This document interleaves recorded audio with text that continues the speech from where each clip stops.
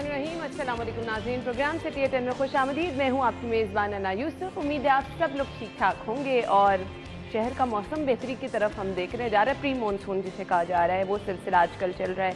हवाएं भी चलती हैं, किसी टाइम गर्मी की शिद्दत भी महसूस होती है। लेकिन अच्छी चीज़ ये थी कि कल कंपैरेटिवली संडे था, लोड शेडिंग कम हुई। बहुत सारे इलाकों से शिकायत ये आती है जी संडे के बावजूद लोड शेडिंग हो रही है, लेकिन कल कंपैरेटिवली कुछ हालात बेहतर थे, मौसम की सूरत हाल भी बेहतर थी। तो ओवरऑल संडे मुझे लगता है कि सब लोगों का अच्छा गुजरा होगा।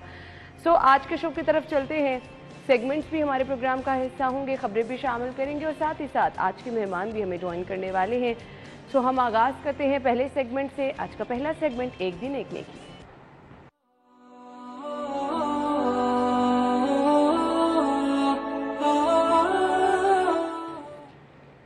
आज का पैगाम क्या है आपके साथ शेयर करेंगे। नहमदुहु व नुसल्ली अला रसूलिहिल करीम, अम्मा बाद। मेरे दोस्तों, बुज़ुर्गों, भाइयों, मेरी बहनों, देखना सुनी सुनाई बातों पे अमल ना किया करो। सुनी सुनाई बातों पे अमल ना किया करो जब तक तहक़ीक़ ना हो जाए, क्योंकि रसूल अकरम सल्लल्लाहु अलैहि व आलिहि वसल्लम ने इरशाद फरमाया, कफ़ा बिल मर्इ कज़िबन अन युहद्दिस बिकुल्लि मा समिअ।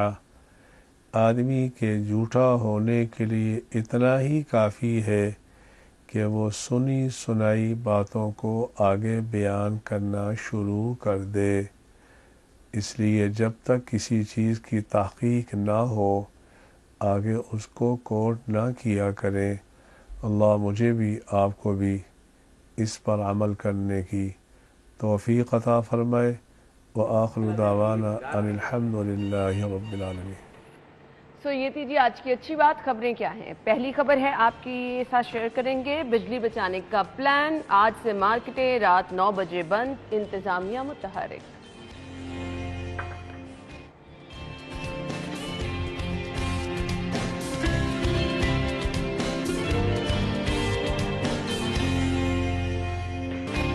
नून लीग और पीटीआई के उम्मीदवार आमने सामने, ज़ाब्ता इखलाक की खिलाफ वर्जी पर सेक्रेटरी इलेक्शन कमीशन का आईजी से राबिता। ख्वाजा साद रफीक का बड़ा एक्शन क्या है वो भी आज के शो में बताएंगे।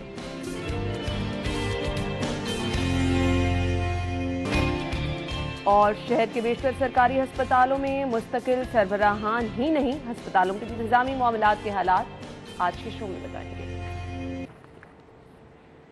खबरें आप जान चुके हैं, खबरों की डिटेल्स क्या हैं। हमारे साथ स्टूडियो में हमारे सीनियर रिपोर्टर मौजूद हैं, शाहिद सिप्रा साहब, अली साई साहब ने ज्वाइन किया। अस्सलाम वालेकुम। क्या हाल चले आपके? हमने चलना है पहली खबर की तरफ और पहली खबर को कुछ मौसम के साथ रिलेट भी करेंगे। कुछ ये जो नया प्लान है इस पर ताजिर बिरादरी के तो तहफ़्फ़ुज़ात हमने आपके साथ शेयर किए थे, लेकिन इससे किस हद तक बिजली बचत कर सकेंगे हम। अगेन मेरा सवाल ये भी होगा कि बिजली चोरी किस हद तक रोकी जाएगी। अगर आप ये इनिशिएटिव ले रहे हैं बिजली बचाने के लिए, तो बिजली तो उस तरह भी हमने बचानी है। सेकेंडली, कुछ देर पहले मैं देख रही थी कि रात 10 बजे तमाम हॉल्स बंद हो जाएंगे, मार्केट्स बंद हो जाएंगी। जिन लोगों ने शादी तकरीबात देर तक जारी रखनी होती है वो रखते हैं।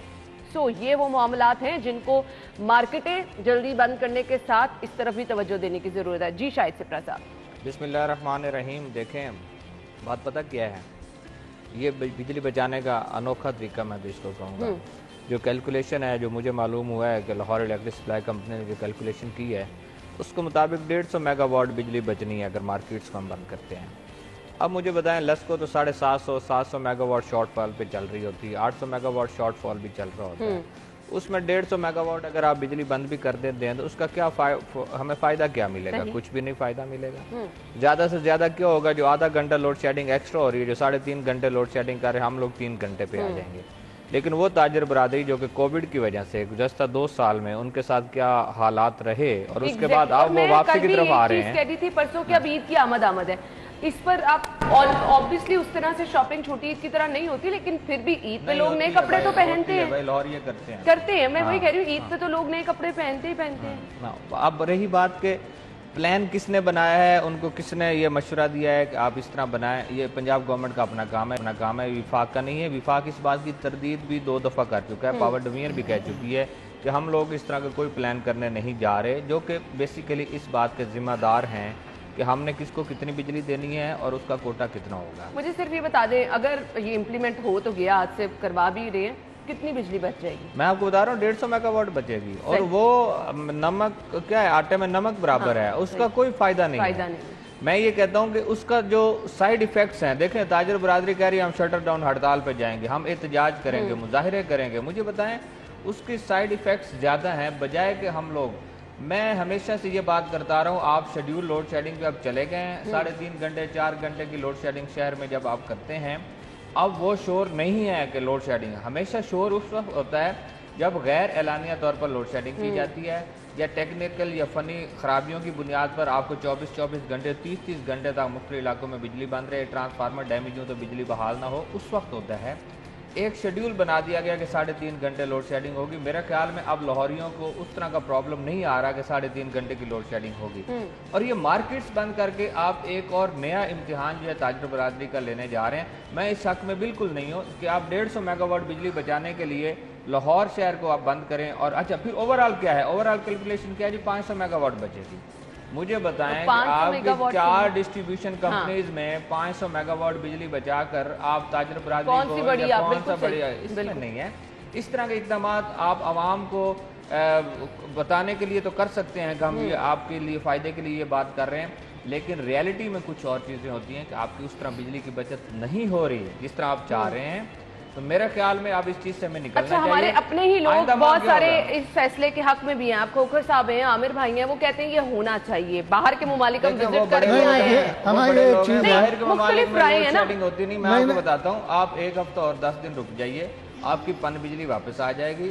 आपके तरबेला मंगला का जो आप उसका पानी का लेवल है वो ऊपर आ जाएगा। अभी भी बढ़ना शुरू हो गया, मुश्किल वक्त गुजर रहा है। जुलाई के आगाज में हमारी जनरेशन ठीक हो जाएगी। जो इस वक्त जो हमने 9500 मेगावाट लेनी है, इस वक्त हम 4500 मेगावाट पन बिजली ले रहे हैं। माजरत के साथ सब कुछ सही भी हो जाएगा ना, नीयतें कभी भी नहीं सही होती ना। बिल्कुल, ये एक चीज है, क्राइसिस है हुकूमत। बिल्कुल, ये आप लोड शेडिंग इसीलिए हो रही थी कि जो रसद और तलब है वो बराबर नहीं थी, लेकिन उसका ये हल तो नहीं कि आप ताजर बरादरी को बिल्कुल खुले लाइन लगा दें।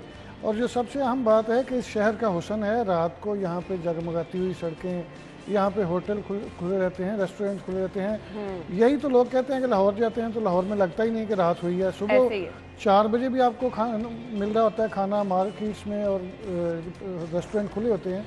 तो अगर आप रेस्टोरेंट बंद कर रहे हैं तो फिर समझ नहीं आ रही। ये बड़ा चैलेंज भी है, इस पे इम्प्लीमेंट करवाना भी इंतजामिया के लिए बड़ा चैलेंज है। पुलिस अपनी जेबें गर्म करेगी, ऐसा है या नहीं है? ना, कोविड में यही हुआ था कि मैंने खुद एक बंदे को देखा, एक SHO था, वो रोजाना गिनता था कि कितनी बाइक्स जो हैं वो बंद हुई हैं और उसके बाद उसका पूरा हिसाब करता था। तो आप देखें, अब जो ताजर बरादरी है उसको एक तो जिली इंतजामिया का प्रेशर होगा, टाउन वाले आ जाएंगे, दूसरा पुलिस वाले आ जाएंगे दुकानें बंद करवाने के लिए, शटर डाउन शॉपिंग होगी कोविड में होता है। ये बड़ा चैलेंज है। मैं ये कहता हूँ, आपने 8 बजे मार्केट्स को बंद भी करना है। आपको याद होगा कि 8 बजे एक दफ़ा हुआ था, जब तब हमारा क्राइसिस ज़्यादा था, शहबाज शरीफ साहब उस वक्त CM थे, उस वक्त ये फैसला हुआ था। मैं ये कहता हूँ कि मार्केट्स आप बंद ना करें। आप ये कहेंगे हम 7-8 बजे आपका जो पीक टाइम है उस पर हम लोग बिजली आपकी बंद कर देंगे। जो कमर्शियल फीडर्स हैं, कैलकुलेशन तो इन्होंने कर ली है कि किस किस फीडर पे क्या क्या है, सब चीज़ें मौजूद हैं।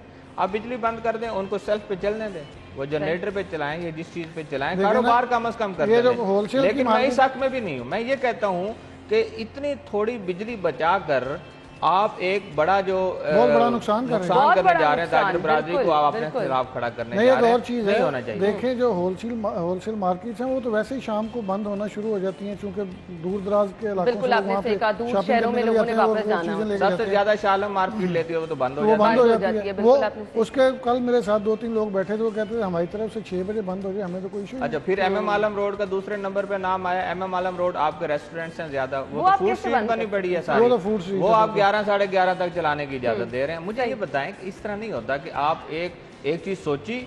अच्छा, मुझे अब एक सवाल का जवाब दे दें, बिजली चोरी रोकने से ज्यादा बिजली बचेगी कि इस तरह मार्केटें बंद करने से? बिजली चोरी अब बढ़ेगी, जिस तरह आप रेट्स बढ़ा रहे हैं, लोगों के बस में नहीं रहेगा, बिजली चोरी अब बढ़ेगी। देखे ना, शिप्रा साहब ने खबर भी दी थी कि चीजें तब कंट्रोल होती हैं जब आप खुद सेक्रीफाइस करेंगे। अगर आप वो जो मुफ्त यूनिट दे रहे हैं वापटा के, लेस्को के तमाम लोगों को, करोड़ों यूनिट्स हैं, अरबों की वो बिजली बनती है, वहाँ पे भी कुर्बानी दें। बड़े अफसरान जो हैं वो भी अपनी कुर्बानी दें कि हम पेट्रोल जो है वो हम अगर 500 लीटर इस्तेमाल कर रहे हैं तो हम 200 लीटर करेंगे। वहाँ पे कोई नहीं जाता। ब्यूरोक्रेसी या पॉलिसी मेकर्स जो हैं वो अपना किसी जगह पे काटने लगा रहे, अवाम को हर जगह पे दबाया जा रहा है, प्राइवेट सेक्टर को स्नब किया जा रहा है ताकि लोगों की हौसला शिकनी हो। आपने यहाँ पे तजारत बढ़ानी है, लोगों को प्रमोट करना है, आप हर चीज़ को बंद करते जा रहे हैं, महंगाई आप बहुत ज़्यादा करते जा रहे हैं। ये कहाँ का वतीरा है कि महंगाई में ताजिर बिरादरी के लिए भी मुश्किल आते हैं, आवाम के लिए भी। अच्छा शायद जी अब बात आपकी ऐड कर दूं। अच्छा, मैं आपको ये बड़ा क्लियर बता रहा हूँ, जो ज़राए ने मुझे कंफर्म किया है कि लेस्को से जब बात हुई है गवर्नमेंट की, तो उन्होंने कहा है कि आप बंद करें तो हमें कोई फ़ायदा नहीं है, आप ना बंद करें तो हमें कोई फ़ायदा नहीं। अच्छा देखें, जो लोग बिजली दे रहे हैं तो ये ज्यादती है ना, वो अगर लोग इस बात पे आए नहीं, वो चाहते। अच्छा वो फिर तो यही है सिपरा साहब को बताना है कि हम काम कर रहे हैं और कोई बात नहीं। अंदरूनी कहानी मैं आपको बता देता हूँ। आपकी लेस्को की, अब उनको शायद बुरा भी लग जाए, लेस्को चाहेगी कि ये बिजली चले। उसकी क्या वजह है?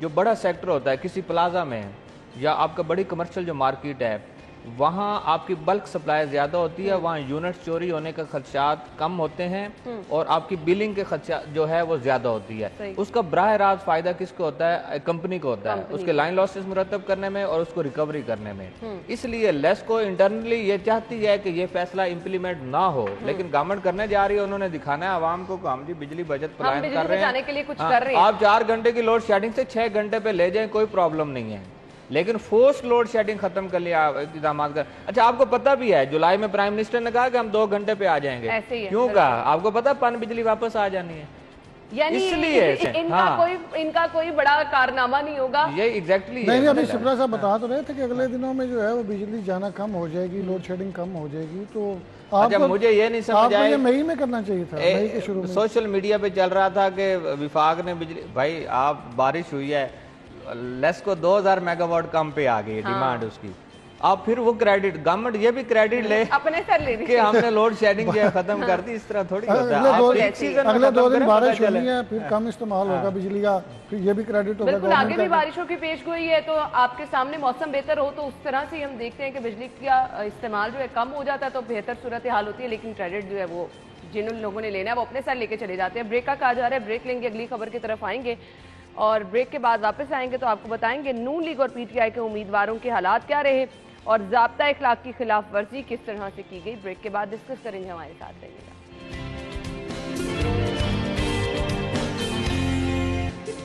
वेलकम बैक नाज़रीन। अगली खबर की तरफ चलेंगे। ज़ाब्ता इखलाक की खिलाफ वर्जी पर सेक्रेटरी इलेक्शन कमीशन की जानिब से आईजी से राब्ता किया गया है। सेक्रेटरी इलेक्शन कमीशन ने राब्ता किया आईजी साहब से।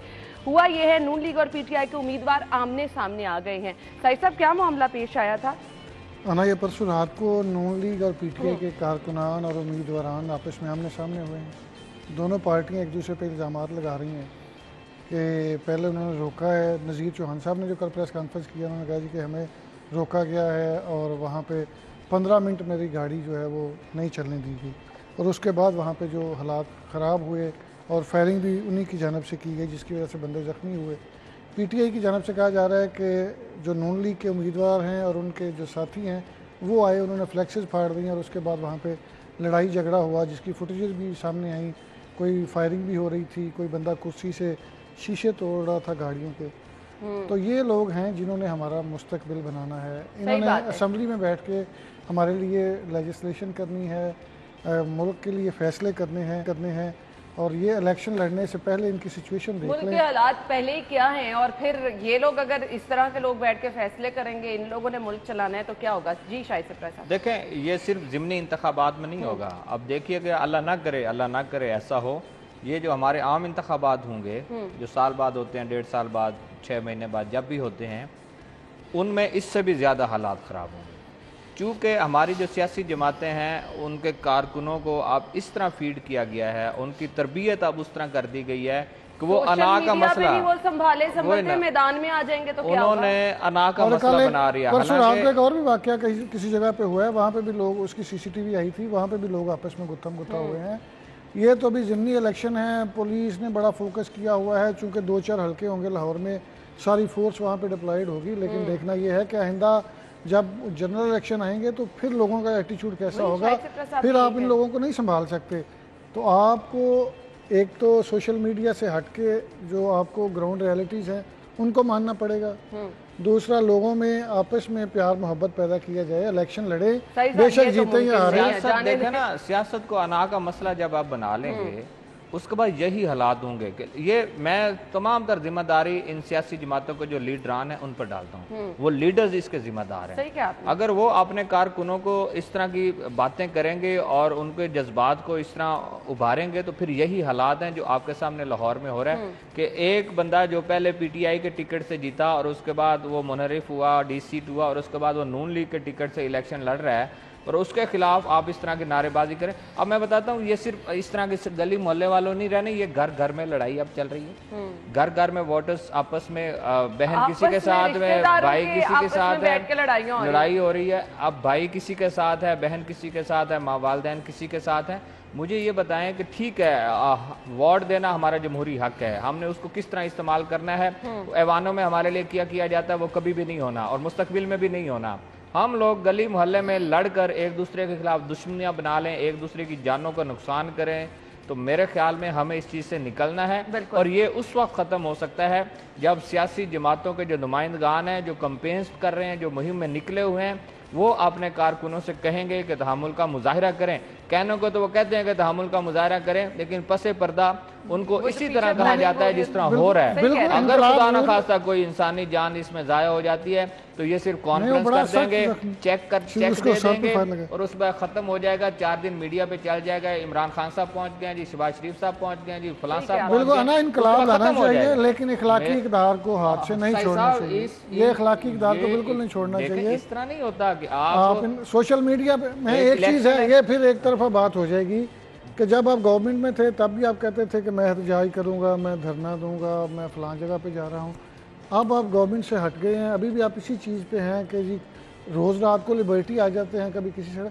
आप एक प्लान जो है वो तरीके से करें, एहतजाज करें या आप जलसे जुलूस करें, लेकिन आप अपने लोगों को ये कहें कि जब भी इलेक्शन हो, जब भी आप आमने सामने हो, लड़ाई झगड़ा ना करें, वोट की ताकत से आप आगे हैं। आपके जो वहाँ पे वोट रिक्वायर्ड है वो पूरे करें, बजाय इस बात के कि सड़कों पे लोगों को रैलीज भी होनी है, एहतजाज भी होना है, जलसे भी होने हैं। आप अच्छा, फिर जिन रास्तों से गुजरना है उसमें आपके मुखालिफ पार्टीज के दफातर भी होंगे, ऐसे ही उनकी कॉर्नर मीटिंग्स भी चल रही होंगे, कैंडिडेट्स भी घूम रहे होंगे, उनके बाकी जो उनके कोऑर्डिनेटर्स और उनके वोटर सपोर्टर्स वो भी घूम रहे होंगे। अगर आमना सामना हो जाए और हालात ये हों कि आप एक दूसरे पर हमला कर दें तो मेरे ख्याल में बात किसी और तरफ चली जाएगी। हमें कल से पुलिस को तनकीद का निशाना बनाया जा रहा है कि पुलिस की मुद्दत में मुकदमा दर्ज नहीं हुआ। साहिब साहब इस पर ज्यादा बात कर सकते हैं, लेकिन मुझे ये पता है कि पुलिस ने ये अच्छा किया है। अगर ये PTI की मुद्दत में पर्चा हो जाता तो एक बहुत बड़ा जो है इम्तिहान खड़ा हो जाना था पुलिस के लिए। अगर ये नून लीग के किसी मुद्दई की सूरत में हो जाता तो एक बहुत बड़ा इम्तिहान। ये न्यूट्रल बेसिकली बैलेंस करने के लिए किया कि पुलिस ने अपनी मुद्दत में मुकदमा दर्ज किया है और जिस तरह का भी किया है बहुत कमजोर मुकदमा दर्ज हुआ है, लेकिन अल्टीमेटली मेरे ख्याल में ये तमाम जिम्मेदारी सियासी जमातों की है कि इस तरह के इकदाम नहीं होने और बिल्कुल आपने सही निशानदेही की। आगे जाके जब बड़े लेवल पे इजलास होंगे, जलसे जुलूस होंगे, कैंपेन चलेगी, तब ये अगर हालात हुए, लोग आमने सामने आए और एक दूसरे को मार पीट की, नुकसान किसका होता है जी? नुकसान किसी का नहीं होता, आम आवाम का होता है, या फिर आपकी जगहों पर जहां पर आप देखते हैं जलसे जुलूस हो रहे हैं वहां या तो आप को नुकसान पहुंचा देते हैं। खैर, ज़िमनी इलेक्शन में कामयाबी, अवाम को रिलीफ पर नून लीग का मुशावरती इजलास हुआ है। ये अट्रैक्टिव जुमले जो है ना, अवाम को रिलीफ दी जानी है, किस हद तक रिलीफ अवाम को दी जा रही है, सब हालात आपके सामने हैं। अवाम को रिलीफ मिलनी कब है? मुझे शायद से प्रसाद देखिए, रिलीफ तो महंगाई को कम करके मिले तो उसको तो मैं रिलीफ कहूँगा। ये एक्चुअली रिलीफ है, बेसिकली तो वो है। फिलहाल तो अवाम तकलीफ में ही है। हाँ जी, और मेरे ख्याल में आने वाला कल भी शायद इसी तरफ ही रिलीफ। रिलीफ ये नहीं है कि वाना इकबाल में इजलास बुला ले, रिलीफ ये है कि बिजली की कीमतें कम हो, सियासी मामला ऐसा मैं उस पर नहीं जाता कि आप पंजाब असेंबली से निकले हैं और 100 मीटर दूर जाकर आपने इजलास कर लिया, चले उसको अगर ऐवान बना दिया है तो रास्ते बंद करके तो चले, ठीक है। असेंबली का इजलास होता है तब भी रास्ते बंद होते हैं, ऐवान इकबाल में हो रहा है तो क्या होगा? बात करने का मकसद ये है कि अगर इस ऐवान में खड़े होकर जो तकारीर की जा रही हैं, अगर वो हमारे लिए फ़ायदेमंद हैं, हमारे जो बच्चे हैं इनका जो मुस्तकबिल है, हमारे मुस्तकबिल के लिए अगर वो फ़ायदेमंद हैं तो फिर तो हम इस मुल्क के लिए अगर वो फिर तो हम उनके साथ खड़े हैं। अदरवाइज आपने सियासत करनी और खड़े होकर तकारीर करने के बाद आपने गाड़ी में बैठना है और आपको वजीफा भी मिल जाना है कि आपने इजलास में शिरकत की, तो मेरे ख्याल में उसका कोई फ़ायदा नहीं है। हमारे यहाँ सबसे बड़ा मसला इस वक्त महंगाई का है और हुकूमत को भी इस बात का इल्म है कि लोगों के साथ क्या मामला चल रहे हैं। पेट्रोलियम मसनूआत से लेकर आपकी सब्जी, धनिया, पुदीना तक के हालात जो हैं आपके सामने हैं कि लोग किस कदर मुश्किल में हैं। दूध की कीमतें बढ़ गई, हुकूमत खामोश, दही की कीमत बढ़ गई, हुकूमत खामोश चीनी की मनमानी कीमतें फरोख्त कर रही है। मुझे अगले दिन आप डीसी साहब रोटी चेक करने गए थे तो रोटी पकी हुई का वो उसका वजन चेक कर रहे थे। मुझे डिप्टी कमिश्नर साहब पे हैरानगी हो रही थी, भाई आपने रोटी पहले जो बनी है बनने से कबल उसका वजन चेक करना है, आप पकी रोटी को उठाकर उसका वजन चेक कर रहे हैं, फिर आपने सोशल मीडिया पे बता दिया डीसी साहब वजन चेक कर रहे हैं। और भाई चेक करना है, आवाम को कुछ वो इकदाम करें जो लोगों को समझ में भी आए कि आप लोग कर रहे हैं। रेट्स, सबसे बड़ा इशू हमारा क्या है कि रेट्स है, गिरा फरोशी है। रेट्स पर काबू नहीं होगा तो फिर मेरे ख्याल में हालात किसी और तरफ। इस वक्त सब्जियों की कीमतों की बात कर लें, आपके 80-90 रुपए किलो के हिसाब से कोई ऐसी चीज नहीं है। पहले और बढ़ जाएगी। जब प्याज बढ़ेगा, से पहले तो हमेशा मैंने ही आपको होता तब भी है कहा था, जब आपने कहा था कि प्याज बढ़ेगा, आपका लहसुन बढ़ेगा, गोश्त सस्ता हो जाएगा, चिकन सस्ता हो जाएगा, अदरक की कीमत बढ़ जाएगी, हरी मिर्च जो है बढ़ जाएगी। ये जो मिसाले वाले आपकी सारी चीजें हैं जो उस वक्त टमाटर पिछली गवर्नमेंट पिछली तो गवर्नमेंट के ज्यादा लोग इसीलिए खिलाफ बोल रहे थे कि महंगाई बहुत ज्यादा होती जा रही है और हर बंदे को ये तवक्को थी कि नून लीग आएगी तो हमें रिलीफ मिलेगा।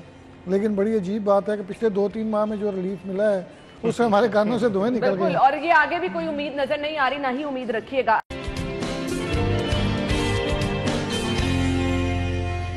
तो अब जो खबर हम डिस्कस कर रहे हैं बहुत ही अहम मामला है, बहुत ही संजीदा मामला है, लेकिन इस मामले को हमेशा नजरअंदाज किया गया है। जहाजों से परिंदे टकराने के वाकयात में रोज बरोज इजाफा हो रहा है। ख्वाजा साद रफीक की जानिब से बड़ा एक्शन लिया गया है, जदीद टेक्नोलॉजी इसके लिए इस्तेमाल की जाएगी। इसको हम कह सकते हैं जी देर आयत दुरुस्त आयत। बहुत ज्यादा बड़े बड़े वाकयात होने से बचे भी हैं और हमने कुछ अफसोसनाक वाकयात देखे भी, लेकिन इस चीज पर कोई सख्ती से अमल नहीं हुआ। मुसाफिरों और तैयारों की हिफाजत पर किसी सूरत समझौता नहीं किया जा सकता। वफाकी वजीर का कहना था पायलट्स के लिए महफूज लैंडिंग के लिए 13 सितंबर तक के लिए नोटम जारी किया गया है। साई साहब क्या कहेंगे? कल भी एक जो जहाज था वो 1.5 घंटा हमने देखा पायलट ने महारत का 1.5 घंटा हवा में उड़ता रहा और इंतजार करता रहा कि परिंदे वहाँ से हटें तो फिर वहाँ पे वो लैंड कर सके। देखना ये है कि वहाँ पे यही जो कह रहे हैं कि वेस्ट मैनेजमेंट वाले वहाँ पे कूड़ा करकट पड़ा रहता है, जब कूड़ा करकट होगा तो वहाँ पे परिंदे आएंगे। फिर गिरदोनवा में आबादी बन गई है बहुत ज़्यादा, वहाँ पे लोग छतों पे पानी रखते होंगे, दाने फेंकते होंगे तो परिंदे आते होंगे। तो जब भी आप भी जब न्यूज़ करती थी तो अक्सर ये खबर आती थी, महीने में 1-2 खबर जरूर आती है परिंदा टकरा गया। और ये कितना ख़तरनाक होता है ये तो सही बेहतर जानता है, लेकिन ये है कि वो कहते हैं जहाज का करोड़ों का नुकसान हो जाता है जब एक भी परिंदा हिट करता है या कुछ। वो तो नुकसान होता ही है, आप तो उसमें जो अगर कितनी जिंदगियां दाव पे लगी होती हैं और कितना उसमें जो हर बंदा यही दुआ कर रहा होता है कि या अल्लाह हमें खैर से मंजिल तक पहुंचाए। तो इसमें अभी जो ख्वाजा साद रफीक ने ये एक मीटिंग बुलाई है और तमाम मुतल्लिका अदारों को बुलाया है। अगर ये सारे ठीक हो जाएं और बेहतर तरीके से काम करें, वो एक वीडियो भी सईद जो है वो दिखा रहा था, जो हमारे रिपोर्टर हैं जो ये बीट कर रहे हैं, तो उसमें वो एक बंदा है वो कोशिश कर रहा है कि परिंदों को हटाए। लेकिन मैंने देखा कौवे जो हैं अगर एक कौवे को मारेंगे तो ज़्यादा कौवे वहाँ पे इकट्ठे होते हैं। तो आपको कोई ऐसी टेक्नोलॉजी इस्तेमाल करनी चाहिए जिससे वो परिंदे इस हदूद में आ ही ना सकें। रनवे को सिक्योर करना चाहिए, चूँकि एक जहाज़ में 500, 600 जो पैसेंजर हैं वो बैठे होते हैं, उनके साथ कितने ख़ानदान जुड़े होते हैं और आपका एक पूरा सिस्टम। अच्छा, कहने को ये बड़ा अजीब सा वाकया लगता है कि इतना बड़ा जहाज होता है और एक छोटा सा परिंदा उसको नुकसान कितना पहुंचा सकता है, आपकी सोच से भी ज्यादा है। ऐसा ही है बिल्कुल शायद से। देखें ये रिसेंटली कल एक वीडियो सोशल मीडिया पे आपने देखी होगी कि इंडिया में हुआ है कि जहाज के इंजन से परिंदा टकराया और वहाँ उसमें इंजन में आग भड़क उठी और उसको हंगामी लैंडिंग करना पड़ी। यह ख़तरनाक होता है। आप परिंदा जब भी हिट करता है जहाज़ को नुकसान तो अपनी जगह पे, लेकिन उसमें जो इंसान जो लोग ट्रैवल कर रहे हैं उनको लिए कितना नुकसानदेह हो सकता है। हमारे यहाँ जो रनवे और एयरपोर्ट का मसला है ये कई साल से चल रहा है। देखिए अब वफाकी वजीर की जानिब से नोटिस भी लिया गया, एक मीटिंग भी बुलाई गई और कुछ ऐसे इकदाम करने की कोशिश की जा रही है कि एयरपोर्ट की सराउंडिंग में जो परिंदे हैं इनको हटाया जाए। आप अभी 2 चीज़ें हैं इंपॉर्टेंट, वाली रोड पे विजिट करें, आपको परिंदे नजर आते हैं। 2 चीज़ें मैं आपको बताता हूँ।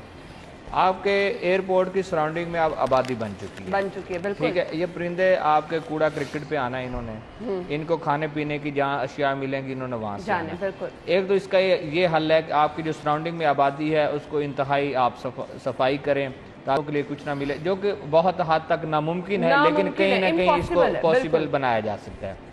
दूसरी बात यह है कि एयरपोर्ट के चूँकि रनवे के अलावा बाकी सारे कच्चा एरिया है जहाँ पे हशरात हैं, परिंदे वो भी खाने के लिए आते हैं, कीड़े मकोड़े हैं वो भी खाने के लिए आते हैं, उनके खात्मे के लिए भी आपको कुछ ना कुछ इकदाम करने की ज़रूरत है। हमारे यहाँ सबसे बड़ा मसला है कि आबादी बन चुकी है, गुंजान आबाद इलाका है, सामने देखें आबादी है, लेफ्ट राइट जहाँ भी देख रहे हैं सोसाइटीज़ हैं, वो ये मामला रहना है। अब इसको किस तरह कंट्रोल करना है, परिंदों को किस तरह ख़त्म करना है, ये वक्त की अब अहम ज़रूरत बनती जा रही है। देखें आपके अपनी परवाज़ें तो अपनी जगह पे, अगर गैर मुल्की परवाज़ें उससे मुतासिर हो रही हैं और उनकी अगर एविएशन अथॉरिटीज़ इस बात का नोटिस लेती हैं तो मेरे ख्याल में हमारे लिए नुकसान जो है वो बड़े लेवल पर हो सकता है। खुशाइंदा ख्वाजा साद रफीक साहब की जानिब से एक्शन लिया गया है, देखिए अब इस पर अमल कब होता है। हम ब्रेक लेंगे, ज्वाइन करेंगे आपको एक ब्रेक के बाद और फिर अगली खबर की तरफ आएंगे, हमारे साथ ही रहिए।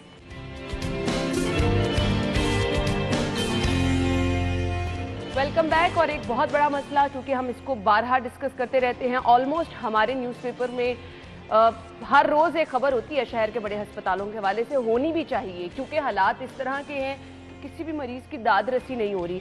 वक्त हमारे पास कम है, एक एक कमेंट चाहिए मुझे दोनों रिपोर्टर्स का। अस्पतालों के इंतजामी अमूर मुश्किलात का शिकार हैं और ये बहुत अरसे से हैं, क्योंकि यहाँ पर MS साहिबान ही नहीं तैनात किए गए हैं।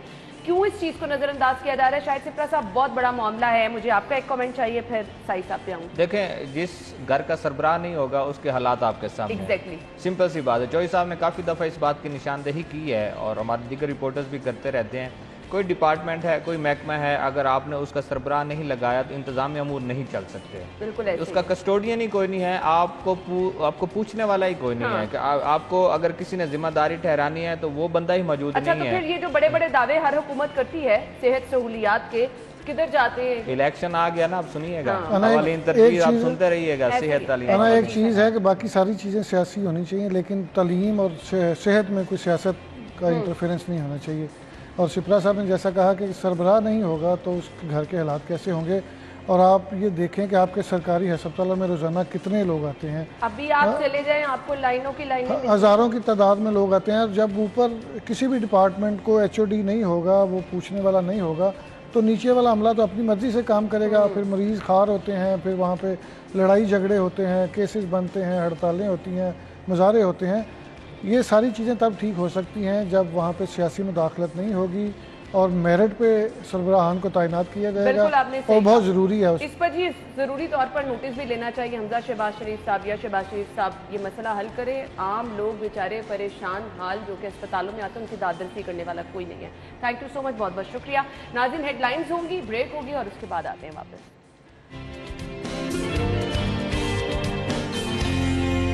प्रोग्राम के हिस्से में हम शामिल करने वाले हैं सेगमेंट जिसमें सबसे पहले बात होगी जी मौसम की सूरत हाल की। प्री मानसून का आगाज हो चुका है और वक्फे से शहर में बारिशें भी हो रही हैं और इसी वजह से हम देख रहे हैं हवाएं भी कभी ठंडी चलती हैं, कभी गर्मी का एहसास भी होता है, लेकिन उस कदर गर्मी नहीं है जो आज से एक हफ्ता पहले शहर में महसूस की जा रही थी। हीट स्ट्रोक थी, शदीद गर्मी थी और मुश्किल से आप कहीं जा सकते थे। कंपैरेटिवली अल्लाह ताला का लाख लाख शुक्र है, शहर का मौसम कुछ बेहतर हुआ है। गर्मी है लेकिन कभी मौसम खुशगवार भी होता है, जैसे ही शाम होती है हवाएं चलना शुरू हो जाती हैं। और अभी भी प्रेडिक्शन की गई है कि इस हफ्ते जिसका आगाज़ आज से हुआ है, मंडे से वक्फे से शहर में बारिशें होंगी। तो मौसम की सूरत हाल, खासतौर पर आज का मौसम टुडेज वेदर में।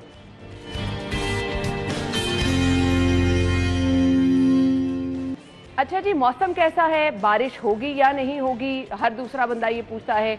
तो हम जान लेते हैं, हमारे साथ हमारी रिपोर्टर मायदा मौजूद हैं बाहर इस वक्त। अभी की सूरत हाल भी बताएंगी, आज पूरा दिन मैक्सिमम मिनिमम टेम्परेचर क्या रहेगा। Over to you मायदा।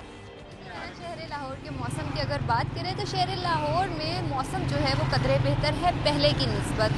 गुज़श्ता रोज़ जो है वो बारिशें भी हुई, आंधी तूफान भी चले, उसके साथ ठंडी हवाएं भी चलती रही, जिसके बायस आज जो शहर लाहौर में टेम्परेचर है वो थोड़ा बेहतर है और मज़ीद जो है इसी तरह से बेहतर रहेगा। आज टेम्परेचर जो है महकमा मौसमियात की जानिब से 32 डिग्री सेंटीग्रेड जो रिकॉर्ड किया जा रहा है और उसी के साथ ओवरऑल अगर टेम्परेचर की बात करें तो सारा दिन भी जो है वो 32 डिग्री सेंटीग्रेड ही रिकॉर्ड किया जाएगा।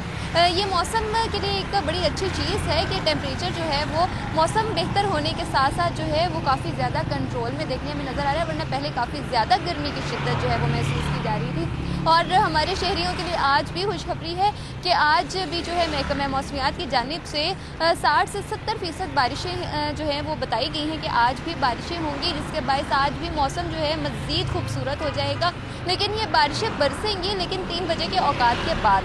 उसी के साथ साथ जैसे ही ओवरऑल मौसम खूबसूरत होता है उसका इफ़ेक्ट एक हमारे शहरियों पे ये पड़ता है कि शहरियों के जो मूड है गर्मी के बायस वैसे ही उनके चेहरे जो है वो मुरझाए से नज़र आते हैं, लेकिन जैसे ही आज मौसम खुशगवार है तो शहरियों के चेहरे जो हैं वो भी खिलखिलाए हुए नज़र आ रहे हैं। इसी के साथ हवा में नमी के तनासुब की अगर बात करें तो 40 से 45% हवा में नमी का तनासुब भी रिकॉर्ड किया जा रहा है। हल्की ठंडी हवाएं भी चल रही हैं और मज़ीद मौसम जो है दोपहर के औकात में खूबसूरत हो जाएगा। ठीक है जी, बहुत शुक्रिया। ठंडी हवाएं चल रही हैं और शाम में मौसम मज़ीद बेहतर हो जाएगा। मायदा हमारे साथ मौजूद थी, थैंक यू सो मच मायदा, आपने हमें आगाह किया। लेकिन इसके साथ साथ आपने पानी की इंटेक फिर भी बेहतर रखनी है, क्योंकि मौसम इस तरह का है, कभी गर्मी बहुत ज़्यादा हो जाती है, कभी मौसम बेहतर हो जाता है। ये वो चीज़ें हैं जो कि आपको गर्मी की शिद्दत से महफूज रख सकती हैं। अगला सेगमेंट हमारे पास है जी मोबाइल रेट्स हैं। हमारे पास आज जी हुवावे के डिफरेंट मॉडल्स मौजूद हैं और इनकी प्राइसेस क्या है मैं आपके साथ शेयर करूंगी। सबसे पहले मॉडल है Y6P हुवावे का मोबाइल। अगर आप खरीदेंगे तो इसकी कीमत है 20,899 रुपये।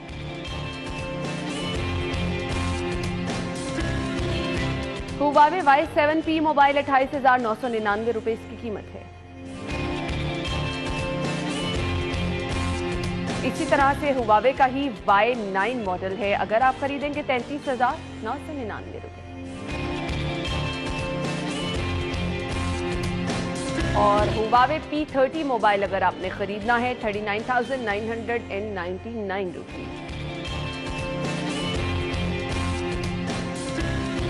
तो नाज़रीन, ये तो थे जी मोबाइल्स के रेट। अगर आपने शॉपिंग करनी है, शॉपिंग के लिए बहुत ज़रूरी होता है कि जी आप प्लान ये करते हैं कि ऐसी शॉप पे जाया जाए जहाँ पे कुछ ऑफ मिल जाए, तो बचत कैसे होगी, शामिल करते हैं सेगमेंट बचत बाजार।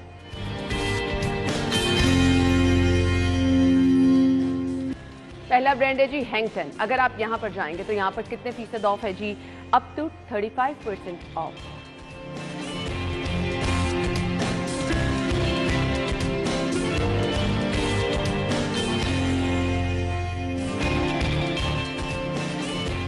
ऑर्चर्ड ब्रांड है, अप टू 30% ऑफ।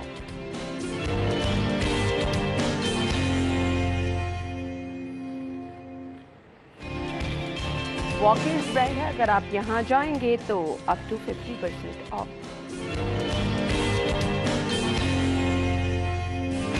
और अगर आप जाएंगे, नेक्स्ट ब्रांड है हमारे पास जीन, तो यहाँ पर आपको मिलेगा अप टू 30% ऑफ।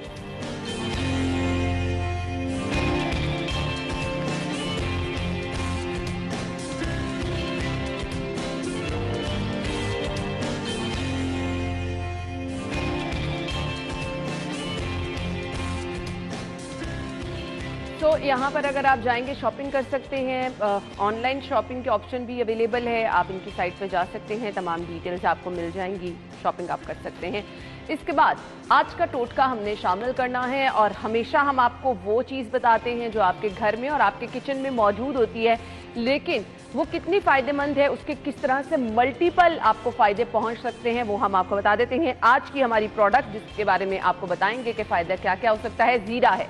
ज़ीरे का इस्तेमाल किस तरह से आप कर सकते हैं, खाने शाने में तो सभी लोग करते हैं, लेकिन ज़ीरे का इस्तेमाल मौसर किस तरह से है। सबसे पहला इसका फ़ायदा मैं आपको बताऊंगी जी, कैलोरीज कम करता है, फिर आपका हाजमा भी बेहतर करता है। बहुत सारे लोग परेशान रहते हैं कि जी उन्हें ब्लॉटिंग का इशू होता है, तो हाजमा बेहतर करने में, मेटाबॉलिज्म को बढ़ाने और चर्बी जो है वो कम करने में मोटापे का शिकार अफराद ज़ीरे के पानी का इस्तेमाल कर सकते हैं, बहुत ज़्यादा मौसर है। फिर कैंसर के खतरात को भी कम कर देता है और इसके साथ साथ आपकी बॉडी को हाइड्रेट रखता है। इस मौसम में बहुत ज़्यादा ज़रूरत है आपकी बॉडी हाइड्रेट रहे। इसके साथ साथ वो लोग जो कि दिल के अमराज में मुब्तला हैं, उनको ये भी बताते चलें कि दिल के अमराज में जो मुब्तला अफराद हैं उनके लिए भी ज़ीरा बेहतर है। वज़न भी कम करता है, खून की कमी में भी मददगार साबित होता है। और इसके साथ साथ जो लोग परेशान रहते हैं कि उनके बाल अच्छे नहीं हैं, मेरी तरह अक्सर लोग सोचते हैं कि जी बालों को किस तरह से अच्छा रखा जाए। जीरे का इस्तेमाल आपके बालों के लिए भी अच्छा है और इसके साथ साथ कील, मुहासे, छाइयाँ जो फेस पर हैं उनको भी दूर करने में मददगार साबित होता है। सो आपके किचन में पड़ा ये जीरा आपके लिए किस तरह से फायदेमंद हो सकता है, आपको बता दिया।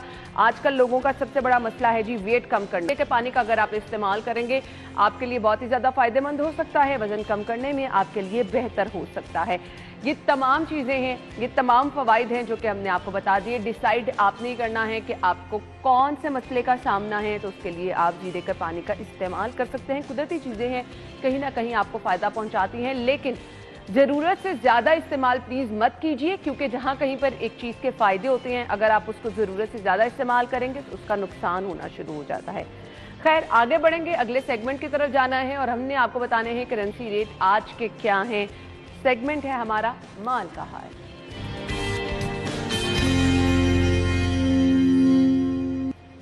सो रेट लिस्ट आज के करेंसी रेट की क्या है वो आपके साथ शेयर करेंगे हम।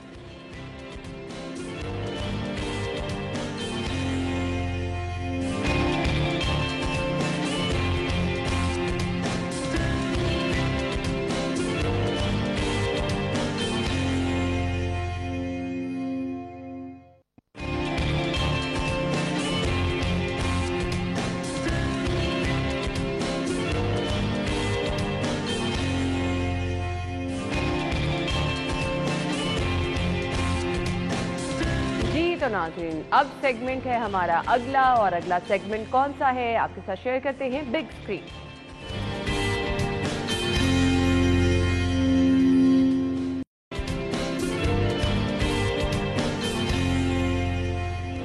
Welcome back. एक बार फिर से आपको खुश आमदीद कहेंगे। किताब को इंसान का बेहतरीन दोस्त कहा जाता है, लेकिन ये बातें अब पुराना किस्सा लगने लगी हैं, क्योंकि एक तरफ तो हालात ये हैं कि आप हर दूसरे बच्चे को देखें मोबाइल फ़ोन, लैपटॉप, आईपैड, हर बच्चा घर में इन चीज़ों में आपको मसरूफ़ नज़र आता है।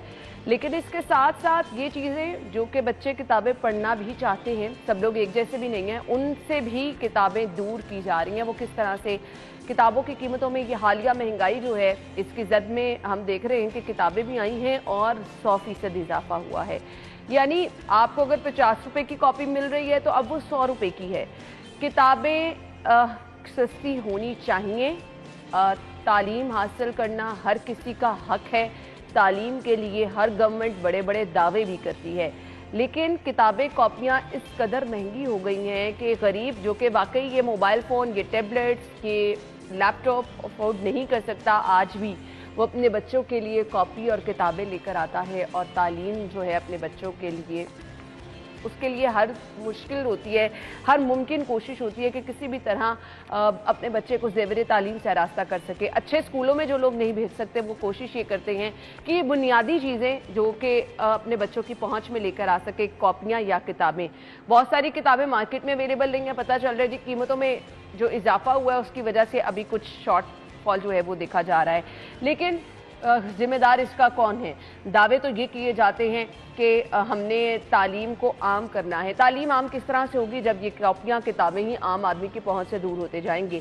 सो किताबें महंगी होने से, कॉपियाँ महंगी होने से इम्पैक्ट क्या आ रहा है? हमारे साथ माहिर तालीम रज़ाउर रहमान साहब मौजूद हैं, उन्हें अपने शो में वेलकम कहेंगे। अस्सलाम वालेकुम। वालेकुम अस्सलाम। क्या हाल चले आपके? जी मैं बिल्कुल ठीक हूँ, बहुत बहुत शुक्रिया रज़ाउर रहमान साहब। आप हमेशा, आपकी खिदमत हमारे लिए हासिल होती है जब कभी भी मदू करते हैं।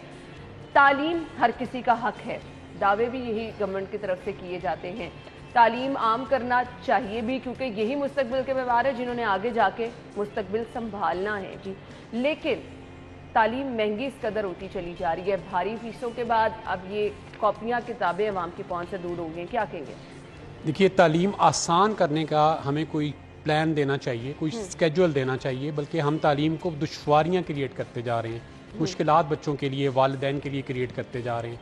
25 मिलियन बच्चा पहले ही आउट ऑफ स्कूल है, और अगर किताबें, कॉपियाँ, तदरीसी जो चीज़ें हैं वो मज़ीद महंगी हो जाएंगी तो उससे हमारे कितने ज़्यादा बच्चे और आउट ऑफ स्कूल हो सकते हैं। और मैं समझता हूँ कि दरअसल ना बहुत देर हो गई, हम बहुत सारी चीज़ों को डिस्कस करते रहे कि हम ये हुकूमत ठीक कर लेगी, ये हुकूमत ठीक कर लेगी, तो और हर दफ़ा जब भी हुकूमतें आती हैं जो अपना काम करती हैं उसकी आउटपुट कोई नहीं आ पाती है।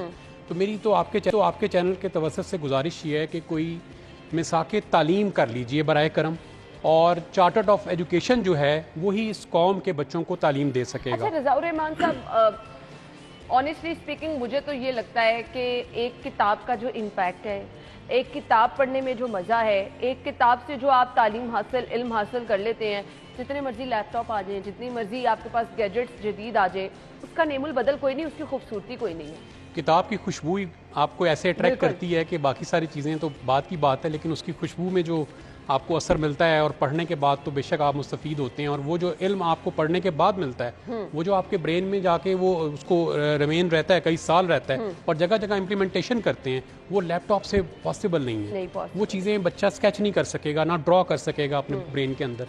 तो किताब तो एक लाजमी जुज़्व है हमारी ज़िंदगी का, इंसान की ज़िंदगी का। वो तो शुरू से लेके लहद से लेके लहद तक हमारा जो है ना जी, बर्थ से लेके लहद तक हमारा लाजमी जुज़्व होना चाहिए। आज भी किताबें पढ़नी चाहिए। मैं भी इस एज में किताबें पढ़ता हूँ, और मैंने अपने से बहुत बड़ी एज के लोग देखे हैं, वो किताबों से मुस्तफ़ीद होते हैं, और वही लोग दुनिया में प्रोग्रेस भी करते हैं। और हम किताब को, कॉपी को बच्चे से दूर कर देंगे, महंगा कर देंगे, आउट ऑफ रेंज कर देंगे, तो मैं समझता हूँ कि ये एक बहुत बड़ी ऐसी ज़्यादती है जिसका कोई सदेबाब नहीं हो सकेगा, जिसका कोई तदारक नहीं हो सकेगा। और बच्चे जो सफ़र करेंगे वो तो आने वाले वक्त में पता लगेगा जी, उसका तो कोई नेमुल बदल ही नहीं है जी। अच्छा जी, इसके साथ साथ ये चीज़ें, मार्केट में किताबें अवेलेबल नहीं हैं, और इशू क्या बताया जा रहा है कि किताबें महंगी होने की वजह से ही बीच में ये गैप आ रहा है कि किताबें पहुंच नहीं पा रही हैं मार्केटों तक, दुकानों तक। सो ये क्या खुद साख्ता किया जा रहा है? कागज़ की कीमत महंगी होने से ये इम्पैक्ट पड़ रहा है? गैप कितना आ जाएगा बच्चों के तालीमी मेयार में? कितना नुकसान हो सकता है अगर यही सूरत हाल रही? अना पिछले 6 माह में तकरीबन 110% किताबों की प्राइस बढ़ गई है। जो 200 की किताब थी वो 400 साढ़े 400 में चली गई है। जो कोर्स सेट 3000 का था वो 6 का हो गया, जो 6 वाला है वो 12 का चला गया है। वालदैन की रेंज से, उनके इकोनॉमिक सेक्टर से वो चीज़ें आउट ऑफ रीच होती जा रही हैं। इससे इतना ज़्यादा नुकसान हो सकता है कि मैं समझता हूँ कि वालदैन जो है ना वो मजबूर हो जाएंगे कि या तो खाना कम खाएं तो या फिर बच्चों को पढ़ा लें। इसमें तो देखें, जो नुकसानात हैं उसका अंदाज़ा करना सिर्फ इमेजिन किया जा सकता है, कोई आपको रिजल्ट दिया नहीं जा सकता कि मुमकिन है। इमेजिनेशन ये है कि हम तो बहुत पीछे चले जाएंगे, दुनिया से बहुत पीछे चले जाएंगे, बच्चे हमारे अनपढ़ जाहिल हो जाएंगे, हम अनसिविलाइज्ड लोग हो जाएंगे, किसी मुल्क का हमें वीज़ा नहीं मिलेगा, कोई मुल्क हमारे यहाँ आएगा नहीं, पता नहीं हमारा निज़ाम कैसे चलेगा। इस पर तो बहुत सीरियस सोचना चाहिए। आपके चैनल पे पहले भी एक दफ़ा बात हुई थी कि अगर हम एजुकेशन कार्ड एक मुतारिफ करा दें, जैसे हेल्थ कार्ड आया था, एजुकेशन कार्ड अगर आ जाए और उसमें लोगों को, गरीब लोगों को खास एक बजट दे दिया जाए जिससे वो अपने बच्चों की फ़ीस पे कर सकें, अपने बच्चों की किताबें ले सकें, तो ये वो एक आसानी होगी जिससे आपकी एजुकेशन जो है वो प्रमोट हो सकेगी। सही। इस पे गौर करना चाहिए। साथ एक इशू क्या आ रहा है कि जी क्वालिटी बहुत मैटर कर रही है। अगर किताबें महंगी हुई हैं, कॉपियाँ महंगी हुई हैं, तो इशू एक ये भी आ रहा है कि कॉपीज़ के जो पेपर है वो इतना नाकिस लगाया गया है। आप तक भी ज़रूर ये मालूमात पहुंची होंगी कि उससे भी बहुत सारे इंक जो है वो उस पर स्प्रेड हो जाती है। देखिए, जो लोकल मिल्स यहाँ की प्रोड्यूस करती हैं, एक तो चंद मिल्स हैं जो इसको प्रोड्यूस करती हैं, जो मोनोपोलिस्ट हैं वो अपनी मर्जी का रेट फिर आगे मार्केट में वो थ्रो करती हैं। और उसके बाद जो लोकल मिल्स हैं जो स्क्रैप के पेपर से अपने पेपर को रिप्रोड्यूस करती हैं, उसकी क्वालिटी इतनी आम है, इतनी बेकार है कि बच्चा उसके ऊपर लिख भी नहीं पाता। और हमारे और आपके ज़माने में तो पहले ये होता था, जो एक किताब हमें मिलती थी वही हमारा छोटा भाई, छोटी बहन भी इस्तेमाल कर लेते थे, वो 2-3 साल चल जाती थी। जो आज की किताब है ये तो 2-3 माह भी नहीं चलती है पेपर की क्वालिटी की वजह से। तो ये देखें ना, गवर्नमेंट को इस सेक्टर के ऊपर बड़ा गौर करना चाहिए कि किताब जो है वो बार बार इस्तेमाल की जाती है। कई फैमिलीज के कई बच्चे इस्तेमाल कर लेते हैं, दूसरों से लेके कर लेते हैं, तो इसके पेपर की अच्छी क्वालिटी होना बहुत ज़रूरी है। यहाँ ये बात ऐड करना चाहूँगा कि जो पेपर इंपोर्ट हो रहा है वो बहुत अच्छी क्वालिटी का है, लेकिन उसके ऊपर तकरीबन 63% ड्यूटी आयद है। गवर्नमेंट अगर वो ड्यूटी रिड्यूस कर दे या कम कर दे या फ्री ऑफ ड्यूटी कर दे तो हमारे बच्चों को अच्छी कॉपी, अच्छी किताब मुयस्सर आ सकती है। सही। एक तरफ हम तालीम सस्ती करने के दावे करते हैं और एक तरफ हम बात करते हैं कि हमने क्लासरूम का माहौल जो है वो जदीद गैजेट्स की तरफ लेके जाना है, और जी कहाँ पर जी टैबलेट्स जो हैं वो गवर्नमेंट प्रोवाइड करेगी, यहाँ तो जी किताबें बच्चों की पहुँच से दूर होती चली जा रही हैं। क्या समझते हैं आप कि ये जो जिद्दत की बात की जा रही है, जो हम जदीद तालीम के नाम पर कह रहे हैं कि जी आपको ऑनलाइन पढ़ाई की तरफ आना है, मोबाइल फ़ोन बच्चों के हाथों में है, किताब का नेमुल बदल है? देखिए, जो छोटे बच्चे हैं जो हमारे प्राइमरी सेक्शन के, एलिमेंट्री के हैं, उनको तो किताब के साथ हर वक्त जुड़े रहना पड़ेगा और उनके लिए बहुत ज़रूरी है।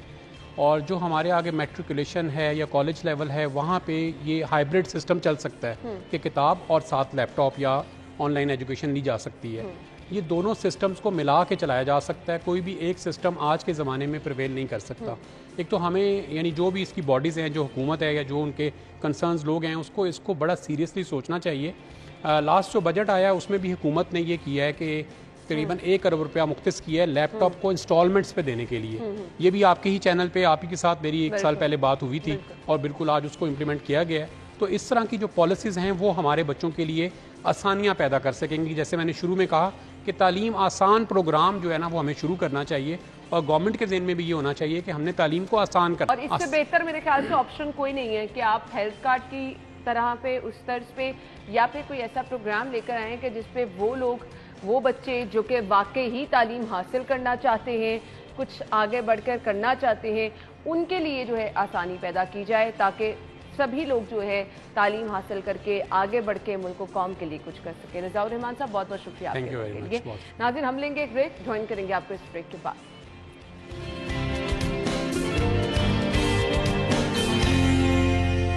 वेलकम बैक नाज़रीन, एक बार फिर से खुशामदीद कहेंगे। सेगमेंट्स का सिलसिला एक बार फिर से आगे बढ़ाएंगे और अब हमने शामिल करना है आज का सेगमेंट हेल्थ टिप।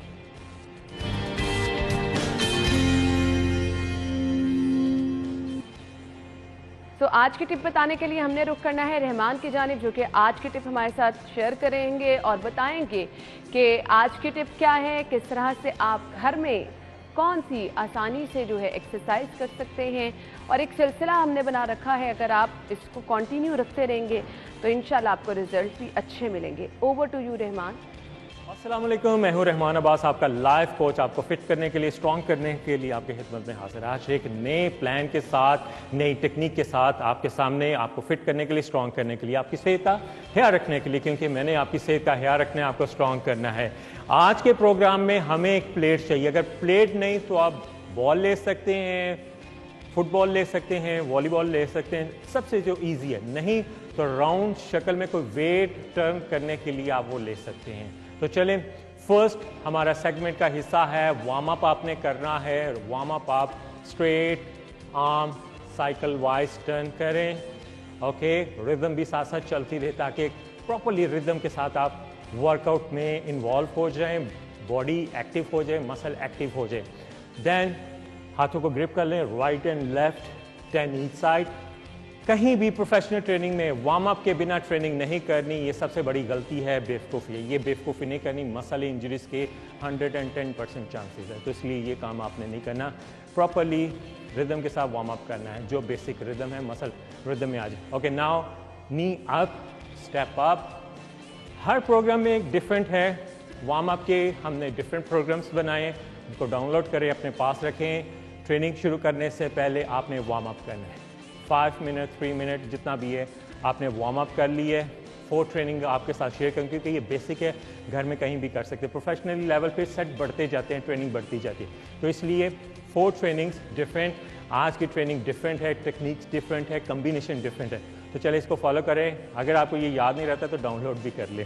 ओके, मेरे पास है प्लेट। ईजी जिम में वैसे तो हर जगह से मिल जाती है, अगर कहीं भी प्लेट नहीं मिल रही तो फुटबॉल, वॉलीबॉल, कोई राउंड शक्ल में प्रॉपरली बैलेंस के साथ चीज़ ले सकते हैं। फर्स्ट एक्सरसाइज आपने करनी है, पावर ट्रेनिंग है, स्ट्रेंथनिंग है, मसल स्ट्रेंथनिंग मोबिलिटी एक्सरसाइज है। इसका टाइटल नेम मैंने आपको बता दिया है आज का। 4 ट्रेनिंग्स आपने करनी। नाउ फर्स्ट इसको शोल्डर लेवल पे मैं लेके आऊँगा, प्लेट को साइड से मैं बताता हूँ यहाँ पे। देन आपने गाड़ी का जैसे स्टीयरिंग है टर्न करना है, right and left, then down. अब मैं फ्रंट से दिखाता हूँ इसको रिदम है, क्योंकि प्लेट मैंने इसलिए बोला है कि नॉर्मली आपको लगेगा कि प्रॉपरली एक रिदम। ये रोटेटर शोल्डर एक्सरसाइज है स्ट्रेंथ के लिए, बैलेंसिंग के लिए। Now first 1 turn down, turn down. Okay, जैसे आप गाड़ी का स्टीयरिंग घुमा रहे हैं, ठीक है, उसी तरह स्ट्रेट अप। प्लेट को आपने टच नहीं होने देना, मसल को रिलैक्स नहीं रहने देना, रिदम में थोड़ा सा लिफ्ट अप रहे। Now up, 1 down, 2 down, 3 down. Plate मेरे हिसाब से छोटी है तो इसलिए प्रॉपरली मुझे ग्रिप नहीं लग रही, लेकिन इतनी ही आपने लेनी है। 2.5 है, 5 kg है, 10 kg है। 2.5 to 5 kg enough. Okay, 1 down, 2 down, 3 down, 4 down, 5 down. First exercise shoulder strengthening workout आपने करना है, इसी प्लेट से एक रिदम चलेगी। 3 सेट्स आपने करने हैं, 10 रैप्स आपने करने, 10 each side. Okay, now 90 degree bend, plate power up, then 90 degree down. जब आपने नीचे जाना है ब्रीथ आउट करना है, जब ऊपर आना है ब्रीथ इन करना है। ओके, लेग पोजिशन आप वाइड कर लें जितना बैलेंस के साथ। Now breathe in then out, out, breathe in then out. अब इसमें स्पेशली आर्म्स आपके स्ट्रॉन्ग, स्टिफ रहे, कोर आपका स्टिफ रहे, इसको आपने फोकस करना है, लेग बेंड नहीं करनी, स्ट्रेट स्टिफ रहे। ओके, 1 डाउन, ब्रीदिंग इसलिए हाई कर रहा हूं ताकि आपको पता चले कब लेना है। अगेन ब्रीथ इन, down, Excel, 10 reps. Okay.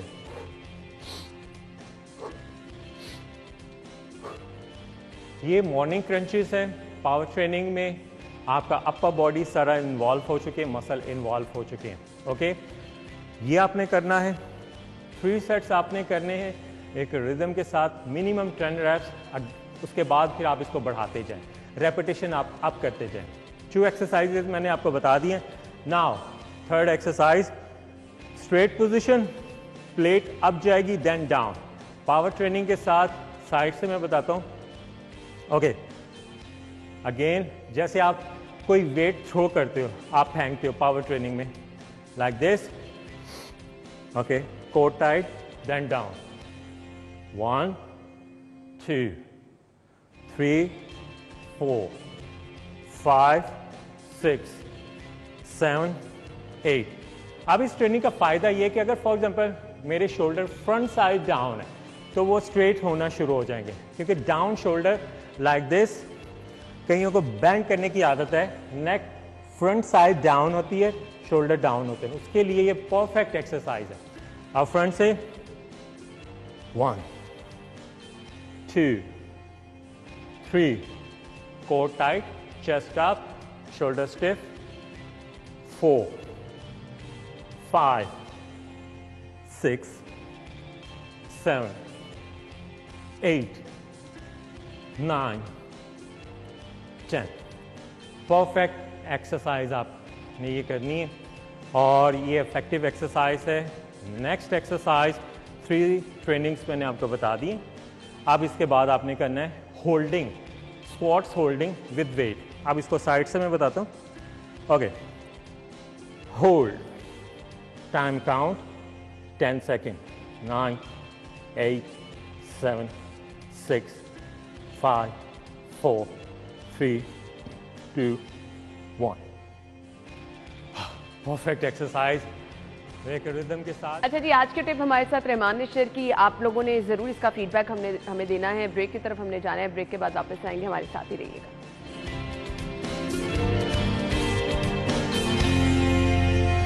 Welcome back. अभी आपको बाहर लिए चलेंगे रुमेल की तरफ, जो कि हमें सब्जियों के रेट बता रहे हैं। जी रुमेल, सब्जियों की कीमतों की अगर बात करें तो गुज़िश्ता हफ्ते की निस्बत रवां हफ्ते के पहले दिन ही सब्जियों की कीमतों में 10 से 30 रुपए फी किलो इजाफा जो है वो देखने में आया है, जबकि सरकारी रेट लिस्ट और ओपन मार्केट में सब्जियों की कीमतों में भी तजाद जो है वो पाया जा रहा है। मेरे हाथ में इस वक्त सरकारी रेट लिस्ट है, जिस पर आलू की कीमत 65 रुपए फी किलो दर्ज है, जबकि ओपन मार्केट में आलू जो है वो 70 से 80 रुपए किलो के दरमियान में फरोख्त हो रहा है। इसी तरह प्याज की जो कीमत है सरकारी रेट लिस्ट पर दर्ज है वो 70 रुपए किलो है, जबकि ओपन मार्केट में प्याज भी 80 रुपए से 90 रुपए किलो के दरमियान में फरोख्त हो रहा है। इस तरह अगर बात करें बैंगन की, तो बैंगन की सरकारी कीमत जो है वो 48 रुपए मुकर्रर की गई है, जबकि ओपन मार्केट में बैंगन 60 रुपए किलो में फरोख्त हो रहा है। इसी तरह अगर बंद गोभी की बात करें तो सरकारी रेट लिस्ट पर बंद गोभी 100 रुपए है, जबकि ओपन मार्केट में 110 से 120 रुपए किलो के दरमियान सब्जी है जो बंद गोभी है फरोख्त की जा रही है। इसी तरह फूल गोभी भी सरकारी रेट लिस्ट पर 78 रुपए किलो मुकर्रर की गई है इसकी कीमत, जबकि ओपन मार्केट में बंद गोभी 80 रुपए से लेकर 100 रुपए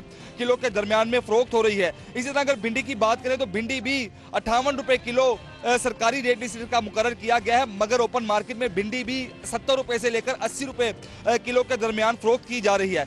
इसी तरह अगर बात करें घिया कद्दू की, तो घिया कद्दू की सरकारी कीमत जो है वो 67 रुपए है, मगर ओपन मार्केट में घिया कद्दू भी 80 रुपए से लेकर 90 रुपए किलो में फरोख्त हो रहा है। इसी तरह अगर घिया तोरी की बात करें तो घिया तोरी की कीमत भी सरकारी 58 रुपए किलो मुकर्रर की गई है, मगर ओपन मार्केट। जी Rumel, thank you so much. इसी के साथ ही नाज़रीन अपना ख्याल रखिएगा, आपसे मुलाकात होगी कल। इजाजत दीजिए, अल्लाह हाफ़िज़।